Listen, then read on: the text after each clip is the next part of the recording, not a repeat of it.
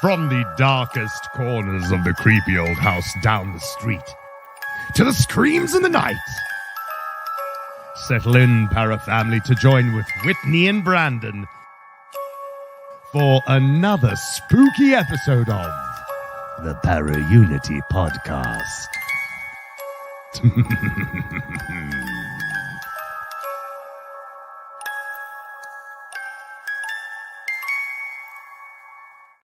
Hello, Para-Unity family. Hello. Whitney, welcome. Thank you, Brandon. Welcome to you too. Hope you've had an amazing week, because it's been a week since we last saw each other. I know. We're starting to see each other way too much. No. I think I see you more than no, never mind. I don't see you more than my own husband. But that's beside the point. Anyway, speaking of spouses, I just also want to extend to your lovely wife, Kelly, a happy belated Mother's Day.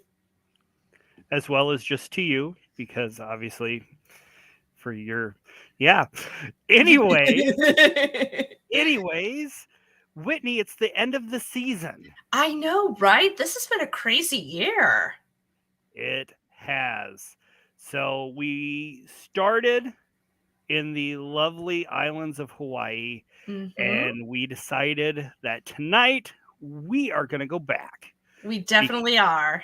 Because talking to Lopaka the last time he was here was blowing my mind, out of control, crazy stuff happening. So for those of you that missed the first episode of the season, Lopaka Kapanui, he's a master storyteller and the head of Mysteries of Honolulu tours.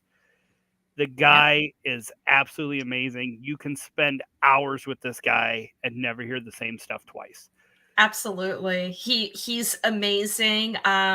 He's also been on some other podcasts that I have fallen in love with. And I'm like, let's get this guy on the show. He came, all of you really loved him too. So as our special season finale, we're bringing him back on tonight, and we're just gonna hear all the stories he has to share with us. Absolutely. Well, let's talk very, very briefly about where we're at tonight. So Honolulu. A little review. Honolulu is the capital city of the United States of Hawaii, and historically has been the capital of the Hawaiian Islands since 1845.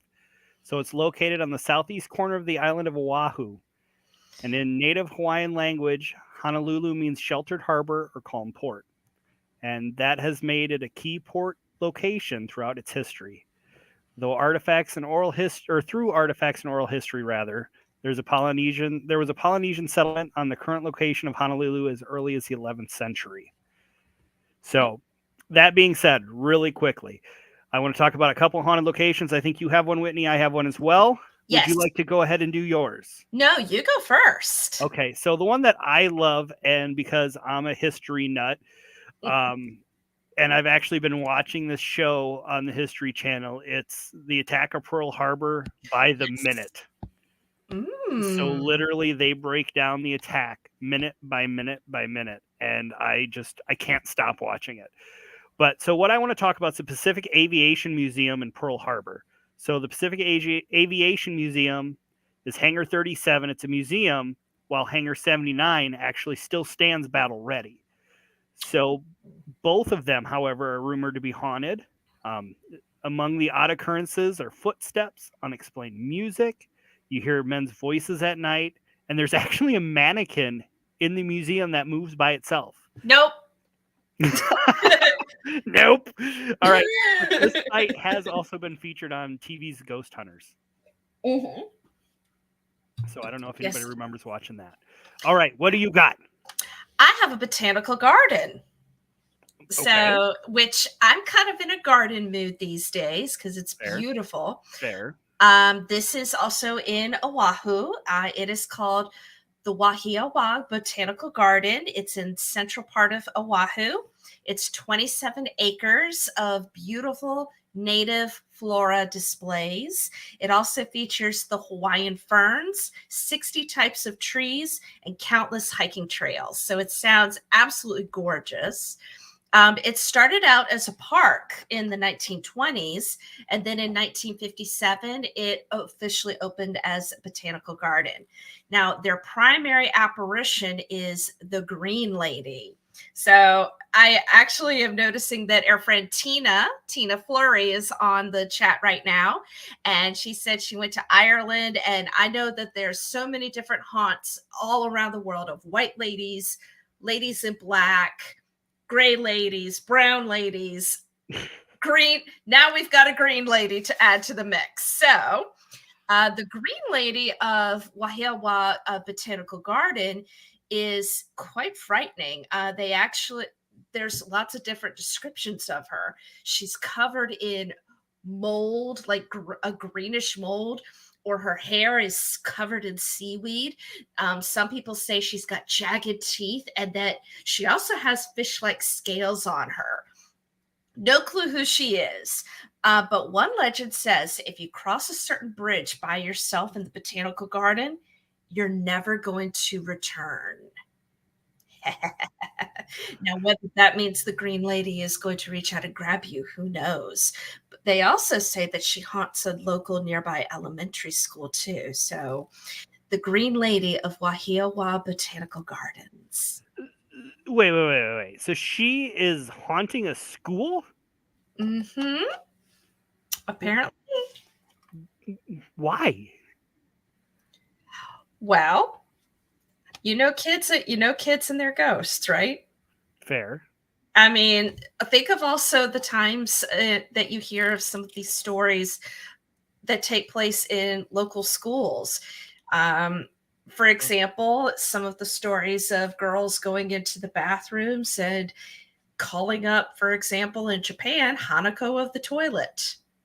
It's always a middle school girl's bathroom. Always. That's insane. I think it's crazy that she's got this beautiful garden to hang out in and, make people disappear for crossing her bridge. But she's like, I'm going to go hang out at the school and mess with these kids. And it blows my mind. I think it's fascinating. We might have some elemental energy. Who knows? Well, we got some kind of energy, and especially tonight we have some kind of energy. We've got lots of energy. First off, hi to Tina Fleury in the chat, and everybody feel free to pop in your questions. Be nice. Be nice. Right. But we're going to kick this up an extra notch tonight because just having Lopaka on is one thing, but I wanted a wild card. I wanted to make things a little bit crazier. Mm-hmm. I wanted to share the experience, if you will. So I reached out to a very dear friend of our show, and you might have remembered talking to him last week on our live. Yes. So I said, hey, Xander, come back on our show. Hi, guys. Hi. The wild card is here. I'm back. He's back. So I just wanted to quickly, can I give you the school haunting that was at my school when in South Africa? I was just like, do you guys also have like hauntings at the schools that you attended? Yes. Like does every school have a ghost, basically, is what I'm saying. I think I'm actually wondering about that. I think every school has a ghost. I went to a Catholic school that was attached to a church. I'm just going to okay. Yeah, so you definitely had a nun. Haunted. You definitely had a haunting nun, right? Like there was a nun that haunted the school. Well, I don't know if the nun haunted the school, but the nun that was the principal sure beat the snot out of me. Yeah, so our school, this is in Cape Town in South Africa where I grew up. Our school, every school hall, you've got the stage where all the teachers do their, assembly meetings and school productions and stuff. And under every stage is where they keep all the equipment. There's always those two doors that go. So we had, the story was that was the haunted area of the school under the stage. And of course, being the wild card that I've always been, I was part of the drama group. And we had to go down there and get chairs and things to set up for the productions and whatnot. And it was said that a student had hung himself many, many years ago in the back of this below stage area in the corner of this area. And of course, down there it is like dark and musty. It's like everybody's worst nightmare of a basement type of thing. And more often than not, I was the only person who had to go down into that dark and creepy crawl space and go and get things with no lights and no chairs and weird smells and weird sounds coming out. So that was our school haunting. And it was there was, but if you think about it, there wasn't much validity to it because the school had only been around for 20 years. And they said that the ghost had been there for like 80 years. So I don't know how that worked out. Somebody do the math on that, please. Go. It's an elementary school, yeah. so figure that we weren't terribly good at doing the math about the ghost story. Very nice. Fair enough. All right. So one thing I do want to mention before we get moving here, Tina Fleury, just wanted to remind you that, as I've been telling you online when we talk all the time, don't forget to go and buy for our schoolhouse for me. So yes. Tip. I'm going to keep reminding you until I see that you've purchased it. Anyways, Lopaka needs to come on the show so we can start hitting these stories. Bring him on. I think it is that time. Yes. Lopaka, my friend, how are you? Welcome back, Lopaka. Aloha. It's good to see all of you. Aloha. Especially you, Xander. Oh dear. Good to see Telling you. you the Matrix is not working with us today. Oh, no. Oh, geez. There he is already. Hi. There we go. Oh, Hey. Tina also said Brandon sent her the link. Oh, I will. Yeah. Lopaka, we're once again, we're just overjoyed to see you back here among us, and we're primed for stories tonight. I think you probably heard we're all scared of school. So terrified. Yes. Yeah. So definitely a school haunting story would be awesome, and maybe some phantom hitchhiker stories or whatever else you got. Yeah, especially the Catholic schools here, really bad. It's always the nuns, right? It's always the nuns that haunt the school. Oh man. Take the sacrament, feel guilty. Yeah, exactly. Taking a blanket for lunch, guilty. There's a lot to unpack here, guys. Yeah. Do you have any stories where the Night Marchers trail goes through the Catholic school? Oh shit, no. Let me think. Oh wow. While Yes. Lopaka's thinking, oh, you've got one. Okay, go Go ahead. ahead. Shoot. I'm No, done. Xander, go ahead. No. You go ahead. All yours, sir. It's a Catholic girls' school in the back of a place called Manoa Valley. And for years, it was an all-girls school. It just recently became co-ed. But there is a Night Marchers procession that goes through that school. And that's the one that goes through. The school is connected to the University of Hawaii, so it also goes through the University of Hawaii, Oh yeah. through a lot of those student dorms. And that is the one procession that actually ends up in Waikiki and goes through the grounds of the Royal Hawaiian Hotel. And so that Catholic school has been troubled for many years. I think it just recently closed down. And I know there are nuns who dormed on the grounds of that school. And there was a big thing a few years ago where a nun who was they're all like 90 years old. And they were going to be, kicked out of their dorms to make room for more stuff. I know the community was mad about it. I forgot what the result was. You're talking about haunted schools, and you're talking about the Wahiawa Botanical Garden and the Green Lady. Yeah. So what the Green Lady actually is in the back of the mountains where Schofield is. Every few years, there's a goddess called Kanoi who comes down from those mountains, and she has to take at least one victim before she returns. Good. And normally it's a young strapping man. I'm safe. And so in that area, Schofield Barracks, and the north gate across from it is a place called Lake Wilson.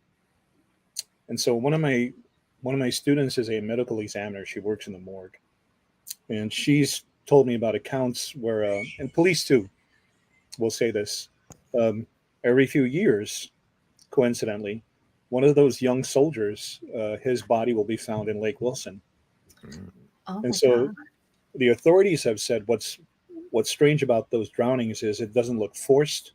It doesn't seem like suicide because the young soldier fully clothed, car keys, wallet, cell phone, shoes on. So they say it almost looks like he walked into the lake willingly, or maybe someone let him in there.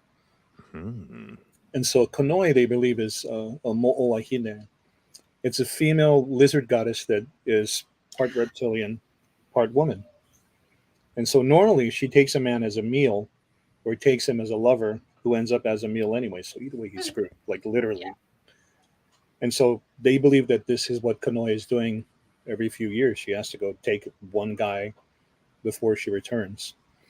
And so also at the botanical gardens, that is also a mo'olahine. And I've been there. I don't like the place. Absolutely do not like it. So the one about the elementary school where it seems like there is a similar kind of being haunting it. In the newspapers, that's when, I think in the 40s, that's when the community began to realize that other ethnicities who immigrated here to work on the plantation actually brought their own spirits and creatures with them. So there's a story of this elementary school in the Wahiawa area where the kids were crying, freaked out, horrified, because they said the river in the back of the school, there's this little boy that kept trying to pull them into the water. And they said the little boy had the back of a turtle. His skin was green and scaly. It looked like he had a turtle's beak and, claws.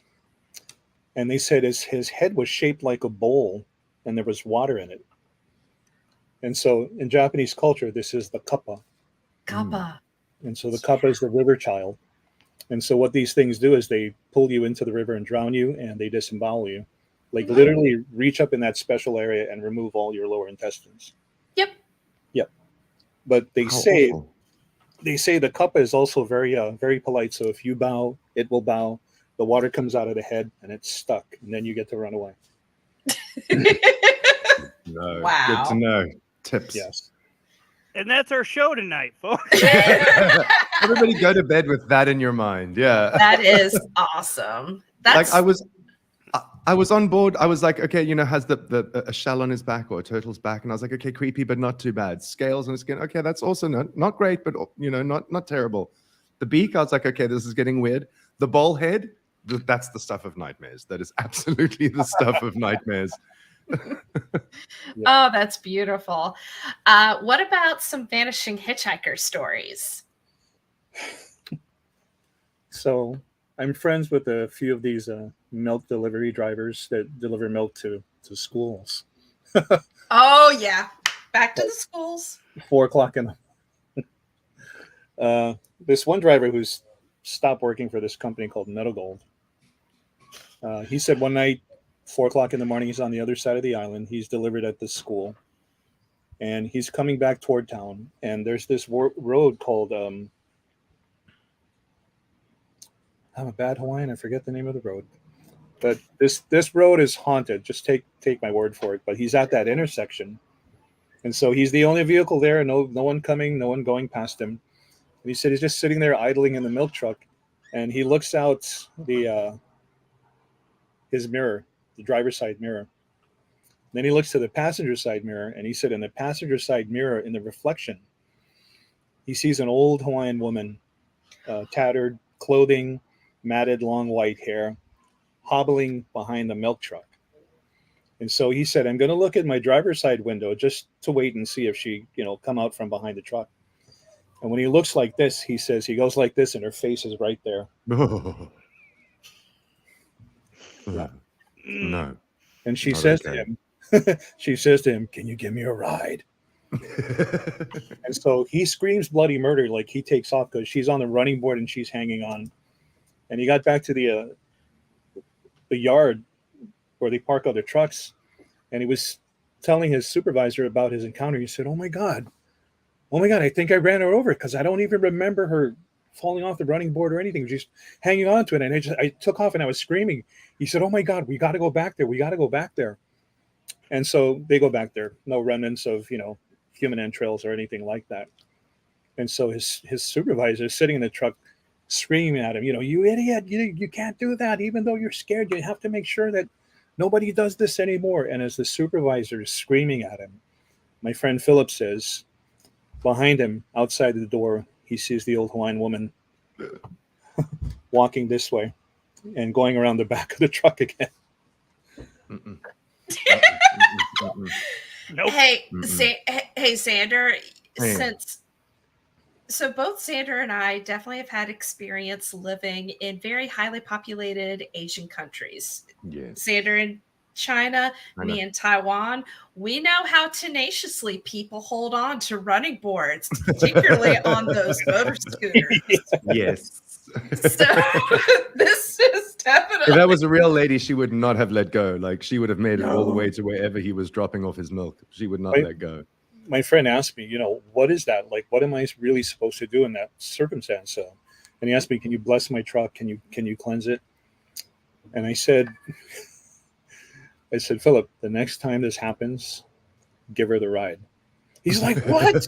Are you crazy? I said, no, give her the No. ride.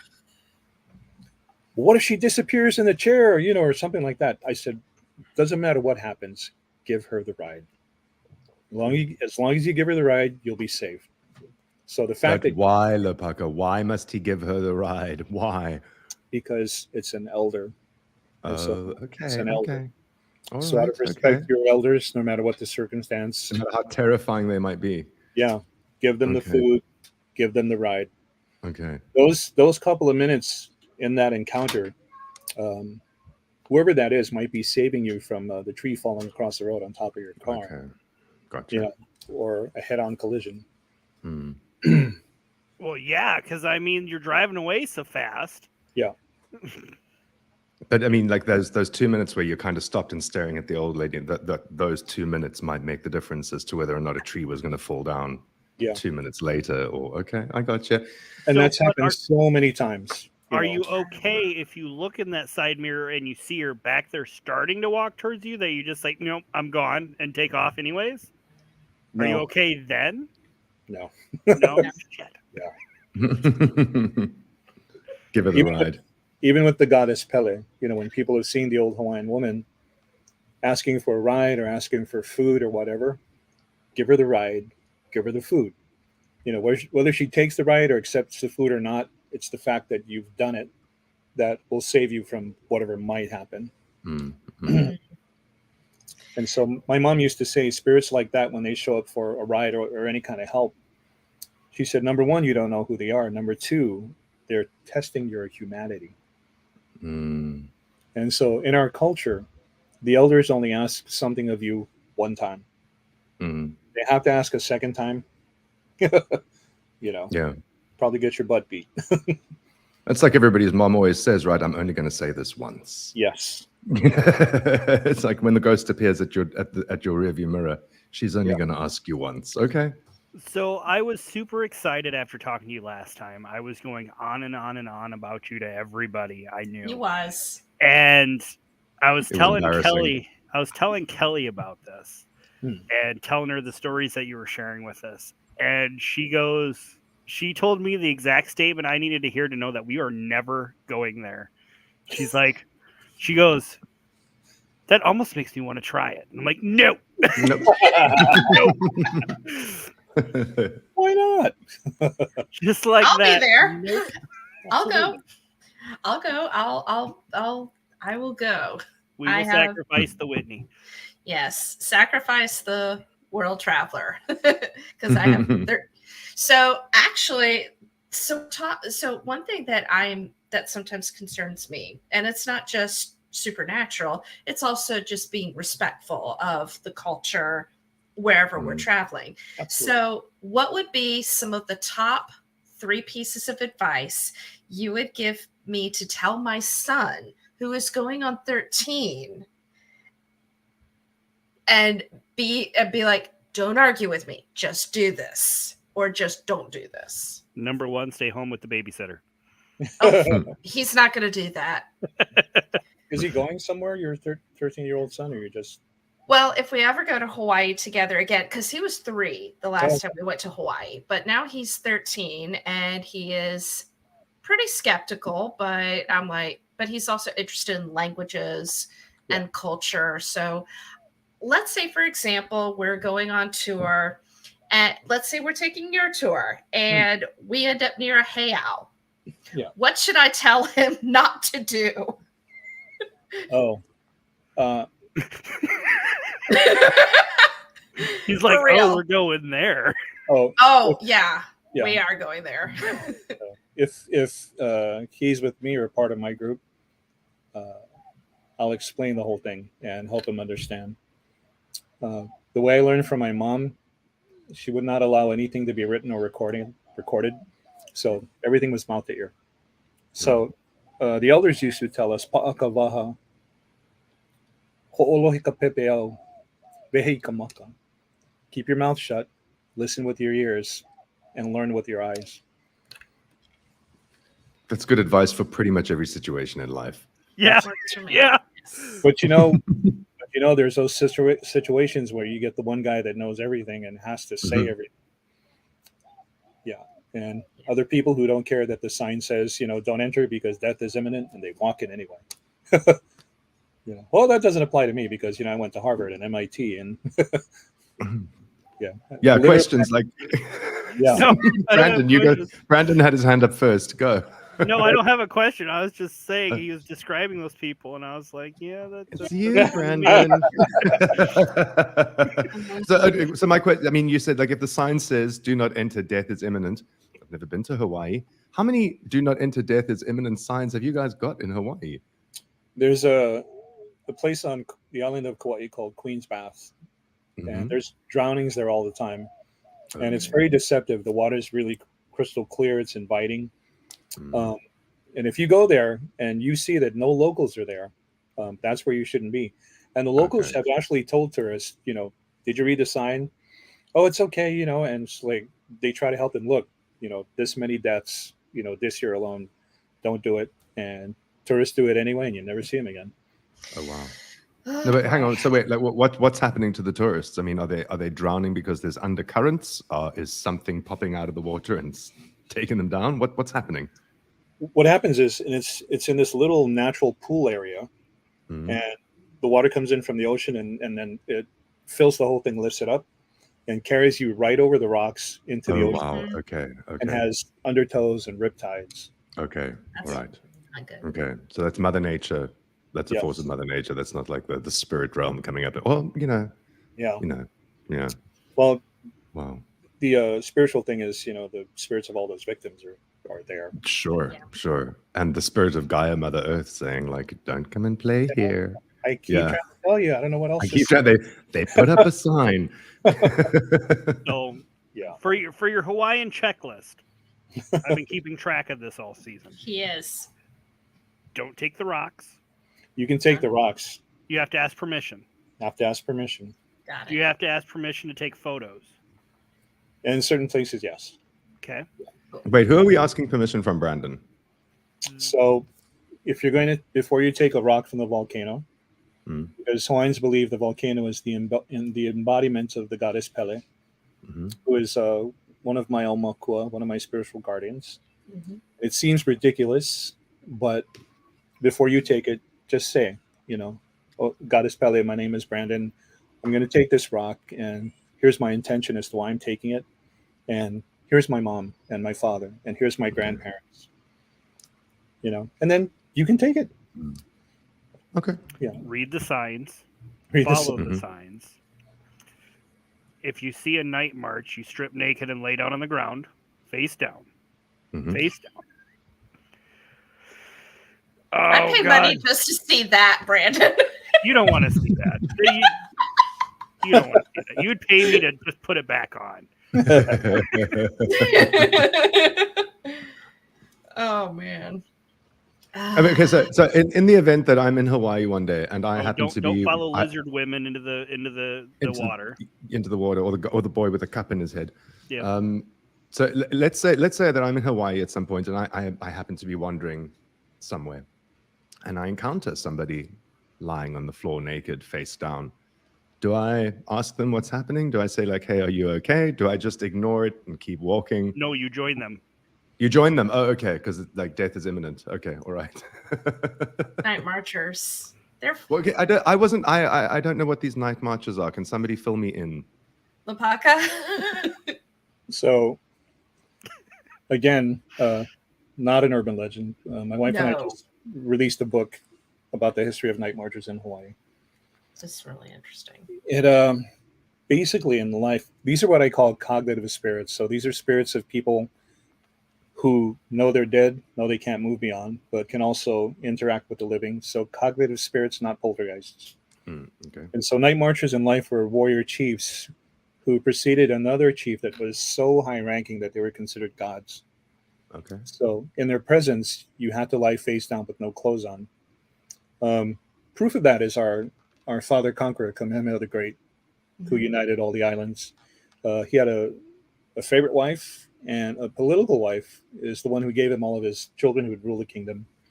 And she was higher ranking than he was. So whenever he had to go see her, and he's this guy brutal in battle, like just no mercy. But when he went to see her, because of her status, he had to strip naked and crawl to her, and he couldn't look at her. And so these are those kinds of chiefs. And so these warrior chiefs have to walk in front of this person to warn everybody that this person's coming, assume the position. And they had to be very careful because even though you're lying down, face down, naked with your hands behind the back of your head, if the person is walking by and the wind blows their garment and it touches you, they'll kill you. Oh, wow. Oh yeah, Okay. yeah. You know? So if the sun casts their shadow on your body, you're dead. Even if you're passing their house and the sun casts the shadow of the house, dead. Oof. And so even their bowel movements had to be put in bowls and sailed out to the horizon and deposited. So Wow. to spare the common people, these kinds of chiefs only came out at night. Okay. And so Okay. they would send out scouts to warn the common people. And you see the long line of torchlights, you hear the drums, the conch shells, the chanting. And so today, it's the same thing. Mm. Yeah. And they march on the last 4 moon phases of the Hawaiian lunar calendar. So the moon is going dark. Mm. And so too much documentation, too many eyewitness accounts. You know. Wow. And tell me, do people in? I mean, these you speak of these chiefs being from a long time ago. Do people still get added to the ranks of these walkers? Like, are there people alive today who one day will become? So Xander, It's going to be you, isn't it, Lopaka? You're going to join them. I got a feeling, man. It's going to be you. Next time I'll be like, hey, I know that guy. it'll be partly me, but the other part of me is going to be a tree. Okay. Oh, Right. that's awesome. There are eyewitness accounts of people seeing, doing what they're supposed to do, thinking the night marcher procession has passed, and eyewitness accounts of people looking up. And at the end of the procession, seeing spirits of Hawaiian people dressed in military uniform from as far back as the Civil War, Okay. Yeah. Oh, wow. Okay. That all makes the way up to sense. Afghanistan. Wow. So Civil War, the 2 world wars, Korea, Vietnam, Wow. Desert Storm, Afghanistan. Wow. Yeah. Warriors and protectors. I should send you guys this link to this movie that I produced along with my friend. It premiered at the Hawaii International Film Festival. It's won a bunch of awards. It's actually still making the circuit. So after we get off, I'll send you guys that link. Yeah, that'd be please do. amazing. I'll check that out. Yeah. One thing I'm actually also very keen on is it sounds like we women have a lot of respect. I'm very happy to hear that. I want to know more about one woman in particular, and that would be Queen Liliuokalani. Okay. I would like to know if there have been any. I know that last time we talked, there was something about in her old palace. She's supposed to appear there. But are there any other stories about her? Well, I'll tell you this. There are female night marcher processions for the goddess Pele, one of her sisters, for the goddess Laka of Hula. And there's also this female procession that comes through the upper part of the neighborhood where I live. Mm-hmm. And it goes, on those nights, you can hear the dogs losing their mind, like it's a succession of dogs barking. The moon phase is hua, and the word hua means fruit. Mm-hmm. So the moon is shaped like a fruit, which makes sense, female procession. It stops at Esther Street, the School for the Deaf and Blind, and then reappears in Waikiki at the natatorium. So couldn't find anything about who they are, what they do. None of my resources, all of my connections, nothing. And I remember my wife was behind me on her computer. And there's this whole thing going on about Roe versus Wade. Remember that? Yes. The second I heard that, it popped in my head, and this voice said, "That's a female procession. You're a man. It's not for you." And I let it go. I just let it go because at some point, the woman who's supposed to know about it will find out, and that will be her research. That's awesome. Queen Liliuokalani lately has been seen around the duck pond at the state capitol, which is behind the Iolani Palace. Mm-hmm.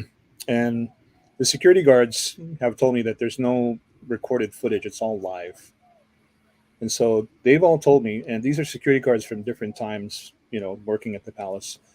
They've all told me one single story, and that is in the downstairs gallery, they will see what they think is her shadow moving about the gallery. She'll go up these stairs and head across the lawn west to the old coronation stand, and they'll see her sit there. And they say it always happens just as the sun is coming up from the east. And so they say when she sits there, you actually get a really quick glimpse of her, what looks like she's having her breakfast. And the sun rises, and then it's gone. I'm technically still a docent at the palace, but I haven't been able to do anything because of this. Mm-hmm. And one thing we all had to do the whole week was everybody had to go upstairs to the imprisonment chamber, and tell that part of the script. And so it was my turn at Friday, and I couldn't do it. I couldn't get through it. I just kept breaking down, and the head docent said, "Okay, just cry it out and then do it." So I finally said, "I can't." And the head docent said, "Well, what's the matter? Are you okay?" I said, "I'm perfectly fine."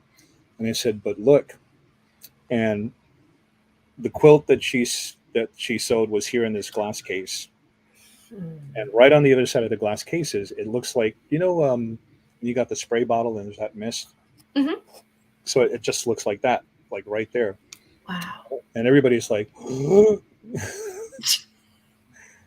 and then it was gone. What is the significance? What is the quilt? Clearly, I So- don't know Hawaiian history, but what is the quilt? The quilt is when the queen was accused of treason by the Sons of Missionaries and American businessmen for inciting a revolution. Mm-hmm. She was set up for that. Yeah, majorly. They were going to execute these revolutionaries. So rather than have Hawaiian blood spilled, she agreed to abdicate the throne. Oh, wow. And Yep. so in the accusation of treason, she was sentenced to 8 months of being imprisoned in her own room in her palace. Mm. And so while she was there, she gathered any kind of material that was available, and she sewed a quilt from it. And phrases, quotes sewn into the quilt. So the quilt is just priceless. Okay. Because a lot of Hawaiians know that in the quilt is also, a lot of suffering. Mm. So for people who are sensitive, going into that room, you just feel it. Okay. It's a very emotional Wow. experience. Yeah. Wow. I actually want to cry right now, and I'm not even there. Oh, I haven't even scratched the surface, and you're crying. Well, I've loved this. I've loved learning more about her because, as a plug for another podcast, Dana Yeah. Schwartz of Noble Blood, she did an amazing episode about Queen Liliuokalani and what she went through. Barely scratched the surface, but this woman was a gifted musician and composer. She cared about her people. She wanted to do her best for Hawaii. And it was at a time when the whole imperialism and expansionist policies of the United States was coming to a critical point. And she was pretty much on her own. Yeah, and women back then, I think it was also Victorian era. Yeah, she actually went to Victoria's Golden Jubilee. I think it was that time, and she was welcomed just like any other monarch. And then she literally had to turn around and go back to Hawaii because her brother, basically at the point of a gun and at the point of a bayonet, had signed away all of their rights to the Americans. She was mad at him for a long Oh, she was. Oh, she was. And sad. Yeah. So I'm trying to figure out why they never made a Netflix show about her rather than these 50 billion that they have of Queen Elizabeth. Yeah. Don't put the ideas out there. Go and make the Netflix show, Brandon. What? Write the script. Because that, again, would require me to go to Hawaii. And we already told you what would happen if we went to Hawaii. I haven't finished making a checklist of what I can and cannot do when I get there. You will be fine. Don't worry about what you can't do. I can't even imagine what kind of permission you have to ask for to be able to make a movie there. You'll be under my protection. There you go. See? There we go. Lopaka will take care of you. Okay, that's fair then. Yeah. And honestly, I mean, to kind of follow up on that, not to step on anyone's toe, I was actually just talking with a group of women who are writers, especially of the paranormal. And we have been talking about representation more and more. And yes, people can be upset and bitter about it, which, hey, that's fine. But that bitterness can make you do something about it. Absolutely. So can fuel, yeah. I mean, she her husband had a child with another Hawaiian woman of lesser rank, and she took that woman in her house and raised that woman's child as her own. Yep. Wow. That's crazy. But that speaks volumes about her character. Yeah, absolutely. Wow. Her story is fascinating. The whole story is just fascinating. So yeah, there's a lot to it. And we have Anastasia in the chat that just said hello to Lopaka. And we have Gail Williams that has come on too. Hey Gail, how you doing? Oh, there we are. Yeah. Hello. Gail advises do not bring any lava rocks home. Although with permission. You have to ask permission. Gotta ask nicely. Gotta ask nicely. Yeah. So. Oh, I see it now. Aloha, Anastasia. Okay. So, Lopaka, I've actually been binge listening to another podcast that you've actually told stories on, Spooked. Oh, yeah. Yeah, with Glenn Washington.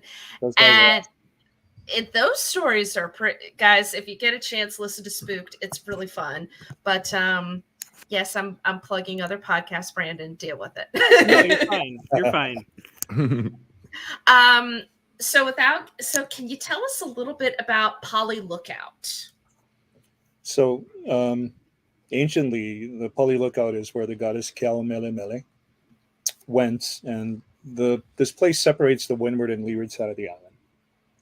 And in Hawaiian, she began to recite this chant that was so powerful that the mountains fell away and gave us what is now the Pali Lookout. So the Pali Lookout is famous for the Battle of Nu'uanu. When Kamehameha arrived with his forces here in May 1795, they say he had a fleet of 20,000, and he was fighting the combined armies of Maui and Oahu. And so the battle concludes at the Pali Lookout, and Kamehameha is victorious. And the story goes that he had, I think, about 1,000 prisoners of war left over. And he had a great reputation with his prisoners of war. He treated them so well, they'd side with him eventually. And so men and women fought in battle too. And so he said to them, he said, you guys side with me, it'll be an honorable thing because your generations will succeed you. Your ancestors will be proud. He said, and everything I give you will be from the tip of the mountain to the flatlands, 500 feet out into the ocean. And he said, and everything and everyone therein contained. That's all yours. And then he said, if any of you men are lonely, I have 38 wives. You can marry anyone you want. But these people, having watched their own chief abandon them and escape up into the mountains, and no one understands why until today, said to Kamehameha the Great, we're going to stay loyal to that guy, the guy who left us. And he said, very well. And he took them to a compound on the slopes of what is now Diamond Head. And this compound was next to one of the most horrific temples of human sacrifice in our history. It's called Papa Ena Ena, which means the burning platform. Oh, yeah. It sort of gives you an idea of what they did to people in that. The compound today is now the Culinary School of Arts. Irony. But in that compound, the king went in there with it's a weapon made from a dense piece of wood called kawila, which means spark. So in battle, if you hit the wood a certain way, it makes this spark. And it looks like this. And they say it looks like an oversized tuning fork. And the weapon is called makalua, which means 2 eyes. And so the king went into that compound with those 1,000 people with that weapon. And every single one of those people, he scooped their eyes out of their skulls, one by one. Gosh. And let them suffer. Came back. They're still alive with an adze made of a basalt stone. It's called koi. And he broke all the bones in their bodies. And the last time he just chopped their heads off, mounted on stakes along the walls of that temple of human sacrifice, which now is today is the single most haunted private girls' school on this island. It's a La Pietra school for girls. Wow. Yeah. That's always fun. And so the Pali Lookout is not only known for, the spirits of that battle showing up, but for Menehune, our little people, the spirits of people who've gone there to commit suicide and murder. So, and there's also the pig god Kamapua'a, who haunts the windward side of the lookout. So there's a lot there. And if you're openly sensitive, especially if you're a legitimate psychic medium, the second you pull up into that parking lot, you'll probably get overwhelmed. Yeah. Okay, so I'm going to probably come off sounding pretty stupid here, but I'm used to that. So from what, and preface this with I've never been to Hawaii. You guys do a lot of like ceremonial like pig roasts and stuff, do you not? Yeah. So isn't that some kind of conflict with the pig god? Not really. Okay. I love how Lopaka just said that. Not really. No. It all depends on the circumstance. So those pigs would have had to have been hunted. And so smart pig hunters here know that when you go up there, you leave an offering for the life you're going to take. And you ask permission.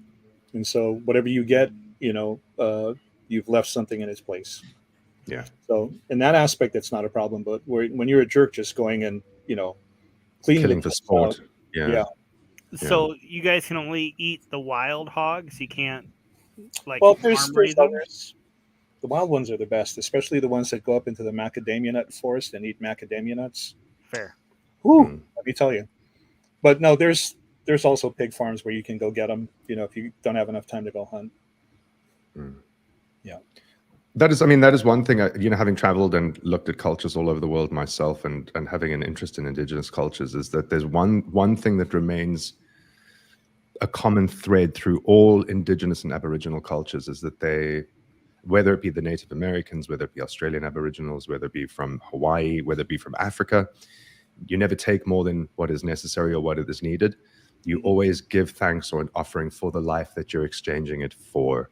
And of course, you use every part of what you have taken as well. Nothing goes to waste. Absolutely. And it's embarrassing as the whites, capitalists, that we don't act in a way that reflects our gratitude towards Mother Nature and the earth and Gaia and the lives that we take in exchange for our sustenance, right? I would encourage anybody listening, maybe think about it next time you're sitting down and having a lamb chop. I'm going to tell you something, Xander. I think at some point in our ancient history, we were just people, just human beings. And I think those who started to know greed and avarice and all that other stuff made it about skin color and, status and all that. Sure. Just excuses to get what they needed. Yeah. But I believe we all must have come from one place, and we're just all people who loved each other. There's definitely, I from my own personal perspective, you cannot deny that there are certain cultures that have maintained their traditional beliefs and their cultural practices, Absolutely. And then they're the others, and I put myself, unfortunately, into the group of the others who never maintained these things and lost a respect for nature and respect for the traditions and the cultures that actually brought us as far as we are. Right. And I think it's, especially in the world the way that it is today. Sure, this is getting heavy, especially in the world with the way that it is today. It might be high time that a good majority of the population, we return to those more traditional ways of living, and what's the word? Rediscovered our culture and our heritage, Our humanity. Our humanity. There we go. Yes. There you go. Even today, when we have extra, we always go up and down the street and give it to the neighbors. Yeah. I'm sorry, Whitney. No, you're fine. It's, I think, in our own parts of the world, if anything, especially with what we stand for doing the Para-Unity podcast. Yeah, we want to get everybody on here that we can to share what they've learned and to share their knowledge with everybody. But also, I think it's just our way of saying, hey, we're all curious about something that's very fundamental to human understanding. And I think if we just take it like that and then share it one little piece at a time, I think that might actually be the ripple effect that we're looking for. Absolutely. Exactly. In fact, at the beginning of a lot of I don't call them ghost stories anymore. They're actually experiences. Yeah. One other thing I always tell the people is, I'm not here hoping I do a good enough job that you give me a tip at the end. It's like, I don't want your money. I want your love. And I want your positivity. And I said, and it sounds strange for like a ghost experience, but I tell them at the end, you'll find out why. You've got our love, Lopaka. Thank you. For now and forever, you've got our love. I'll also take some mac and cheese if you got it. I actually do have some mac and cheese. Love and mac and cheese. I love that. I actually have some that I haven't finished. Oh, man. Lopaka, what have you been up to over this past year? Oh, geez. We just finished and published our book, The History of Night Marches in Hawaii, with my wife. She did the bulk of the work. And shout out to Lopaka's wife, Tanya. And then we're going to reissue my first two books from 2005. And we also have a novel coming up. Cool. And a couple of screenplays that are out there shopping around, getting pitched. So we're waiting on that too. Wow. Very cool. I'm buying the Night Marcher book. Yeah, me too. I'm like, let me know when it's out. If you need beta readers, I'm your guy. Okay. All right. Here's a question for you, you and Brandon.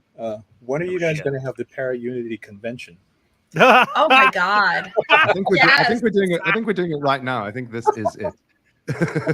Oh my God! Brandon. Well, first off. Yeah. We got to figure out where we do it. Since hell? I'm in Iowa, Whitney's in Virginia. So we got a big gap in there. I hear you say Hawaii. Don't even. We're gonna go to Hawaii. Hun, you've got to at least once.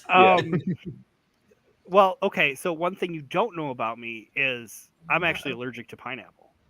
Oh yeah. Okay. So one of the reasons why I don't go is because I don't want to run the risk of being sick through it. I already have spent 4 days in Chicago with a busted tooth and like being blinded in pain, but still doing all the sights. And I don't want to have another poopy vacation trip. So busted tooth. I was also trying to I had a tooth to the pineapple thing. I don't think you're eating pineapples the right way, Brandon. No, shut up. I think you're eating them wrong. So, I mean, I don't know where we would do it. It's because, if we're going to do it, I want to do something centralized for everybody to come. Our listeners are spread out across 44 different countries. So trying to figure out that, do we cater it just to the United States and say, hey, hopefully y'all can make it? Or do we try to do something more broad? Well, let's talk about it. Yeah. We'll have to decide right away. Yeah, we've got time, and I also have years. wee little ones that it makes traveling very difficult, let alone getting away. Okay. To be able to do stuff. No, don't, Whitney. I'm gonna stop you right there. You have one, and he's 13. Okay, but I also traveled with him in utero. Thank you very much. From the United States to Taiwan. And I also traveled with him when he was a little bitty baby, not much older than Maddie and Josie and all them. And I've traveled with him all around the world and back again. So there, it's possible. So hashtag no excuses, Brandon. Hashtag no excuses. No kidding. So, I mean, ideally, yes, I would love to do it in Iowa because that's where the podcast started. It would have I've never been to Iowa. I'd come to Iowa for a convention. I'd do that. I've never been there. So then we'd have to figure out where we'd do that. At your house? No. No. Kelly would kill us. No, Kelly. Not only would I be single Sleepover, again, yay! but I would be living the rest of my life in a doghouse. No, you can stay. You can stay in the house with us. Don't worry. We'd have to figure out a location. We'd have to figure out pricing. We'd have to worry about people buying tickets. I mean, I think we're too indie to be able to hold a conference or a convention. I mean, Lopaka's enjoying this. I know he is. He's eating this up. I mean, I'm just trying to figure out how many excuses Brandon can fit into 10 minutes. You'd be surprised. And you can tell I'm like he's gotten bigger because I'm actually listening rubbing my hands briskly together. I think we'd be able to pull a lot of people in that are big names because we've had them on the show. I think they would be interested in helping it out. There's a lot of planning to go into that. Just the logistics of it make me like kind of want to throw up a little bit. There's a Japanese philosophy called Kaizen, and it means how can I take a step so small that it's so impossible. we'll do it like this, Lopaka, since you opened it up. I will put a post on Facebook and Instagram. I'll make a poll. All of our listeners that are out there, all of our followers, go on our Facebook. I will put that up. You know what? I'll put it up tonight before I go to bed. Oh, yes. And we'll do it. You guys post on there if yes, we should do it or no, we shouldn't. If we get enough people that say yes, I'm going to say we have to have at least 75 people that say yes, I will go to that. Challenge accepted. And if I get 75 people that say yes, I will go to that, I will use my summer after Gabe's graduation to figure out some logistics for a convention. Good. And it doesn't even have to be a convention per se. Just 5 people learning about spirits and ghosts in Hawaii. Well, cultural experience. We've done something similar. We have done like a panel thing where we've had about 5 or 6 different teams on. We've done round tables with a bunch of women in the field. Yeah, it was so much fun. We've done stuff like that, but I thought you were talking about doing like the C I mean, yeah, we can build up to that. We can build to that. Start out small. Wait. You said more excuses. That means you want to help plan it. Xander? No, I didn't say we. That was Lopaka. That was all Lopaka. That guy over there. It wasn't me. Oh, we're all. I'm in. I can help with logistics. I'm in, and I'll help. No problem.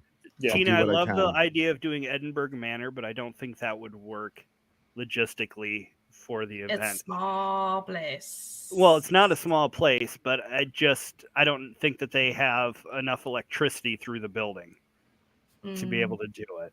Yeah. Well, you never know. Yeah, let's talk about it later when we've got in any case.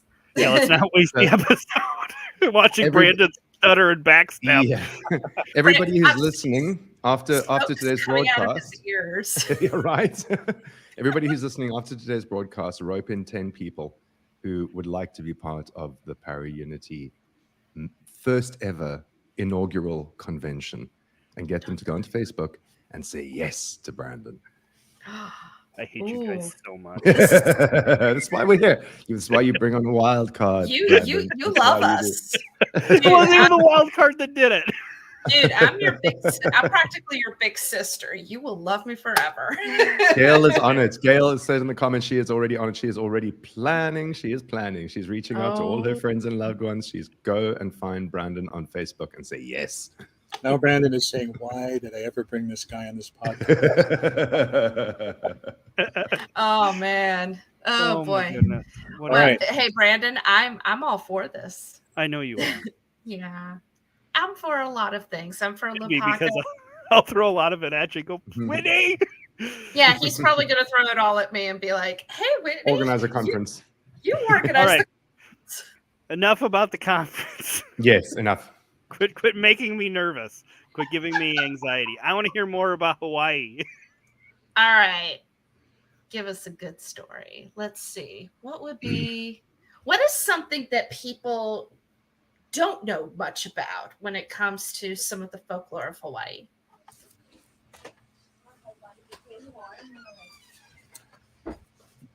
What a lot of people don't know about is that even though the islands are now like a bustling city, suburbs like popping up every month,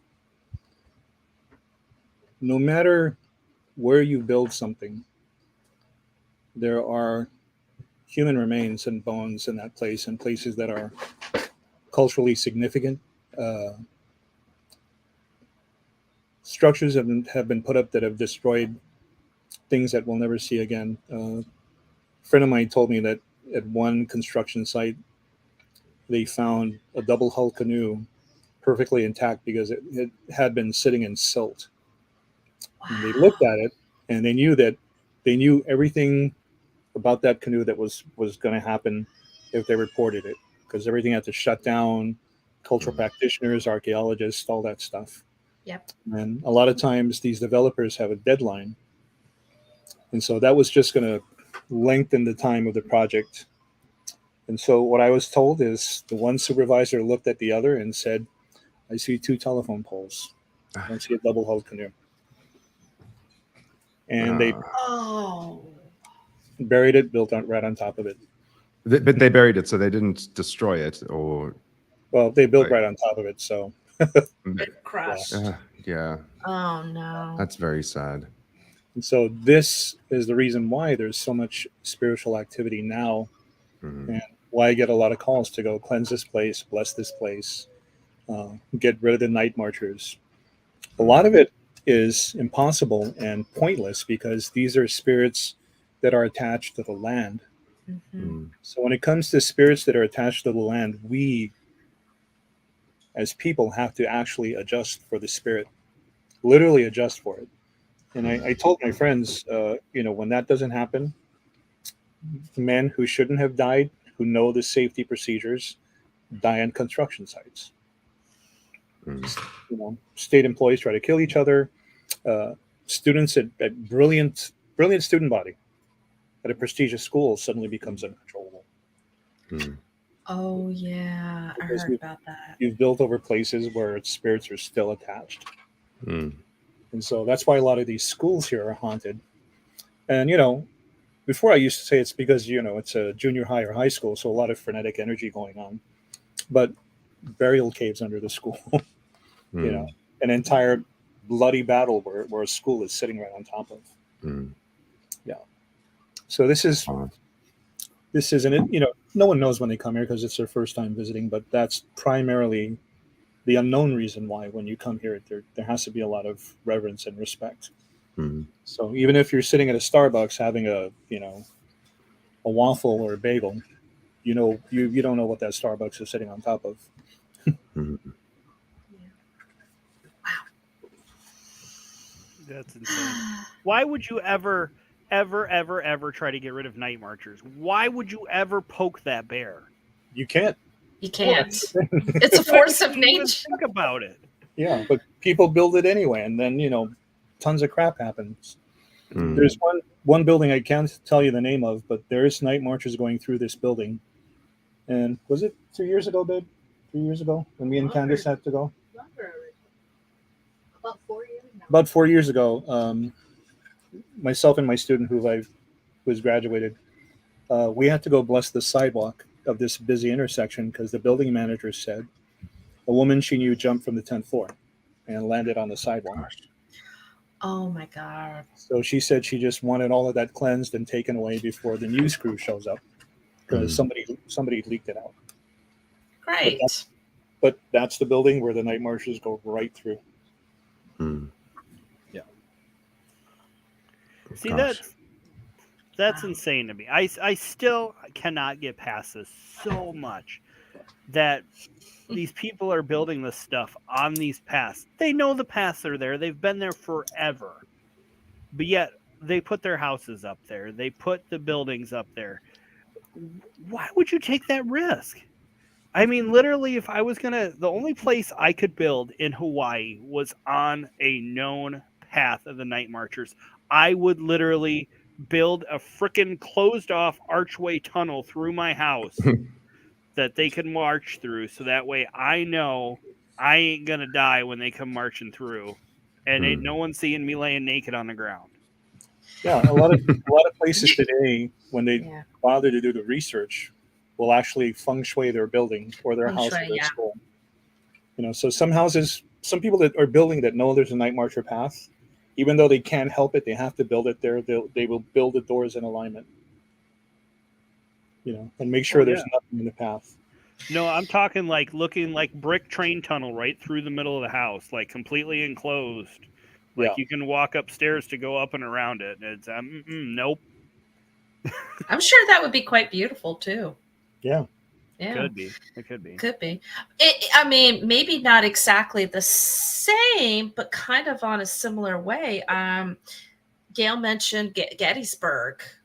Any place where there has been battles or things like that, you will have soldiers walking through because this is what they know. This is where they fought. This is where they gave their life for whatever they believed in. And you don't mess with that. You just don't.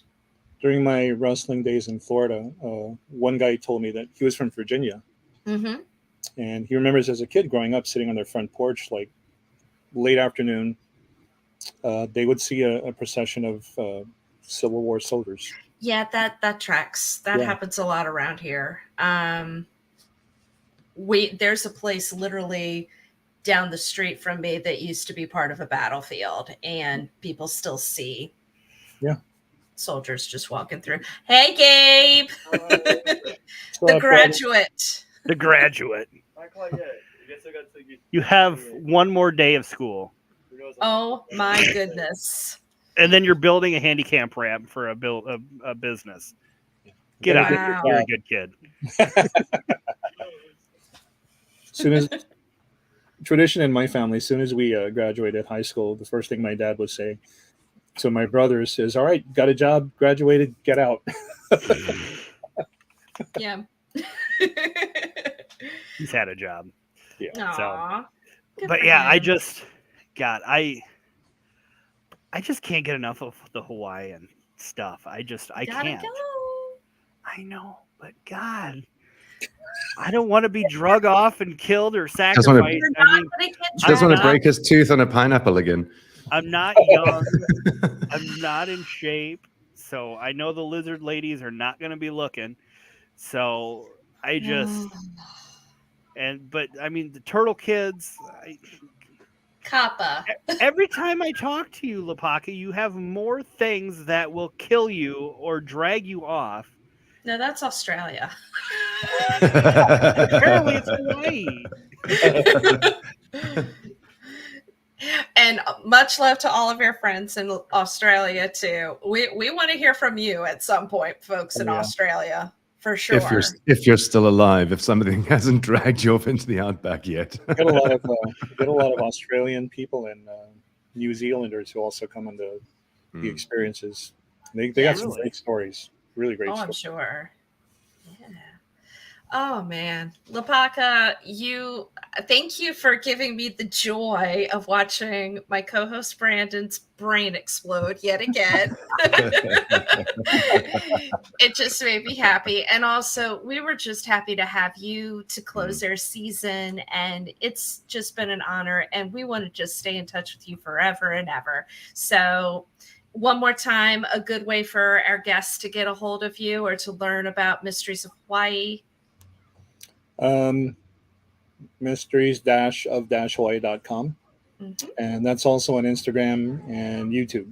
All right. And we'll make sure everything gets in the show notes, including your, is the Night Marchers book already out, or when is it expected to drop?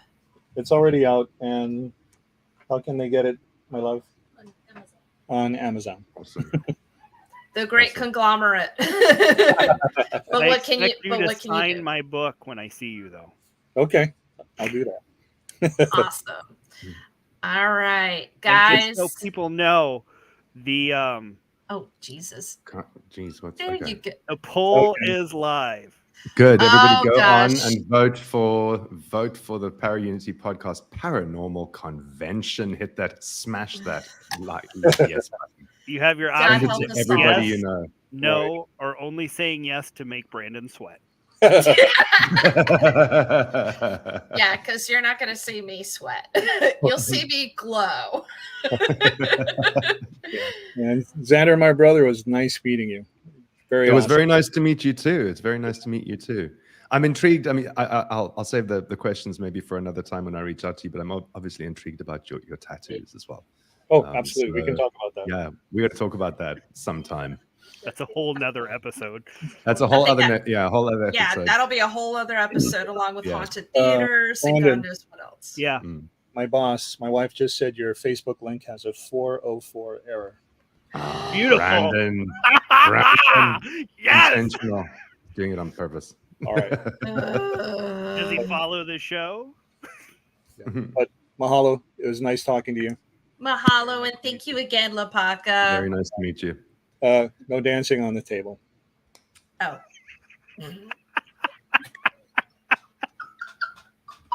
You know who I'm talking about. And on that note, thank you again, Para family, for joining us tonight at the Para Unity Podcast. And if you like us, then please follow us on Apple Podcasts and leave us a review or leave us 5 stars. But definitely the reviews are great because we look at them for feedback on helping to make the show better. Right, Brandon? Absolutely. And if you're an Android listener, you can follow us on Spotify, Pandora, iHeartRadio, or Google Podcasts so you never miss an episode. Or you can simply just say, Alexa, play the Para Unity Podcast. How do you say that in Hawaiian? Alexa.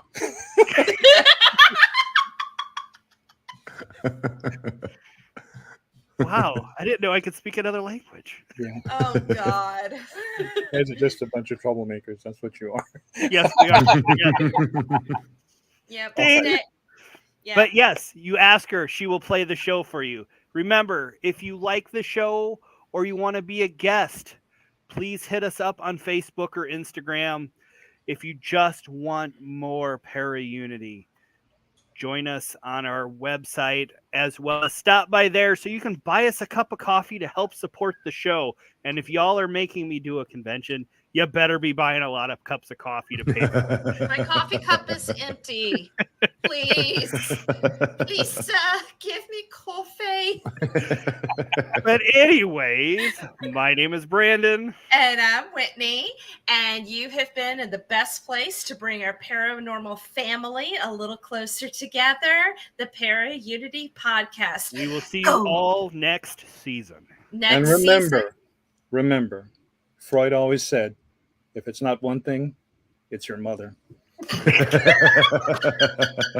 And yeah.